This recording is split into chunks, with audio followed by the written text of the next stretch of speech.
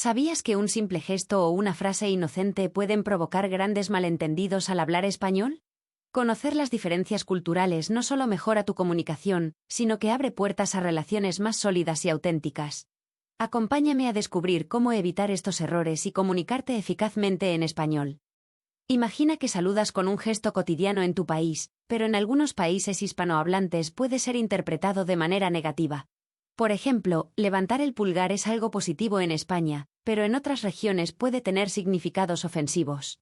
Algo parecido ocurre con el contacto visual. Mientras en España y Latinoamérica mantener la mirada refleja sinceridad y confianza, en contextos muy formales o con personas mayores puede verse como un desafío o falta de respeto. Por eso, es clave aprender a leer las señales del contexto en que nos encontramos. Pero no solo los gestos pueden llevarnos a malentendidos, también ciertas expresiones comunes pueden confundirnos.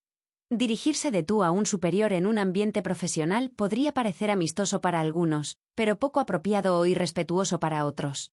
Por ejemplo, en España el usted es más común en situaciones formales o hacia personas mayores, mientras que en algunos países latinoamericanos es habitual usar usted incluso con amigos cercanos.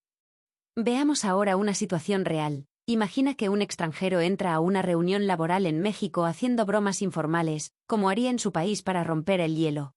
Aunque tenga buenas intenciones, esto puede verse como falta de seriedad o profesionalismo. ¿Cómo evitarlo? La clave es observar antes de actuar, adaptando siempre nuestro lenguaje y comportamiento al tono del grupo.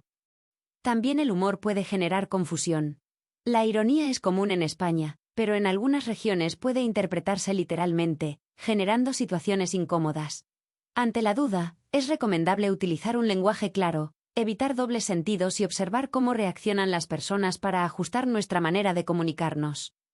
Para evitar estos errores culturales, siempre intenta escuchar primero y hablar después, adapta tus expresiones según la formalidad del entorno, y recuerda que es mejor pecar por exceso de educación que por falta de ella.